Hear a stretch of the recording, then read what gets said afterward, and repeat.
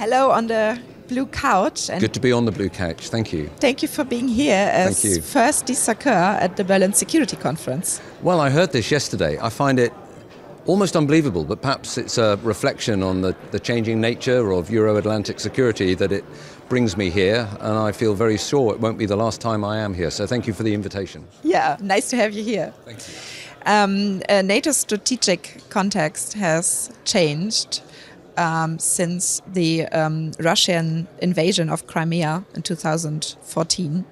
And NATO summits are cornerstones of this development.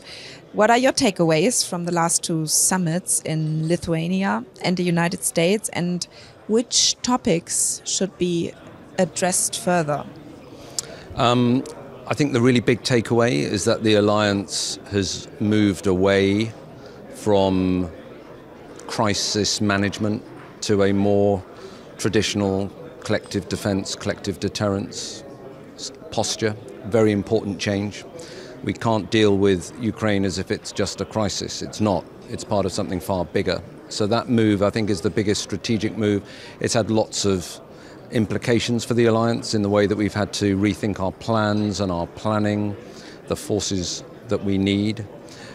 And to be honest, the tragic events that led from 2014 to the 24th of February 2022 have only really served to accelerate that. So in that sense, the alliance is far stronger, far more prepared, if you will, than it was before. Looking to Europe, Europe also has changed its attitude towards defense, especially Germany with the Zeitenwende. European countries may have to take more responsibility for their own defense.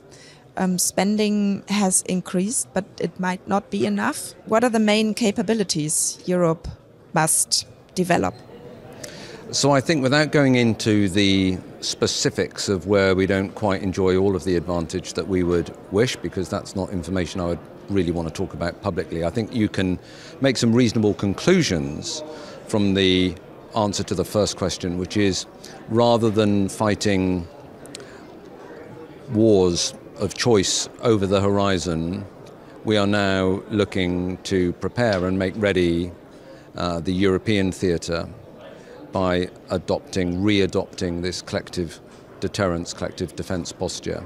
We have disinvested in lots of the types of capabilities over many years since the end of the Cold War that you need really to make sure that the entire continent is enabled to allow that collective deterrence and defence to work as we would wish it to. So we need to rethink that a bit, certainly invest a bit. There's no magic to this. If you look at the types of defence expenditures we were seeing as a percentage of GDP in the Cold War compared to now, it's half really. So yeah, and we're seeing nations respond at different speeds, it has to be said, but we're seeing nations respond, and overall defence spending is going up. There's no nation that's spending less. That's a good thing. Another topic, another player, China.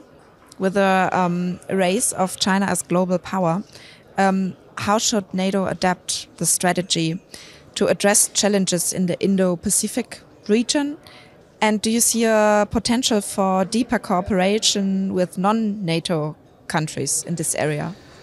So I think one of the aspects of this conflict in Ukraine right now is that we are, of course, focused on it, rightfully focused on it, but we mustn't lose sight and focus on some gathering rather dark strategic clouds that are far wider than just that conflict. We are seeing relationships building between various nations, the way in which China and Russia speak together, train together, spend money together, is of course of great interest to the alliance. And I think if you look back at the very first time China was mentioned in one of those summit communiques in Madrid, I think 2 lines were written on China, the same in Vilnius actually, and then this year in Washington they got 24 lines in 2 paragraphs. So we're definitely starting to include China in our conversations a lot more.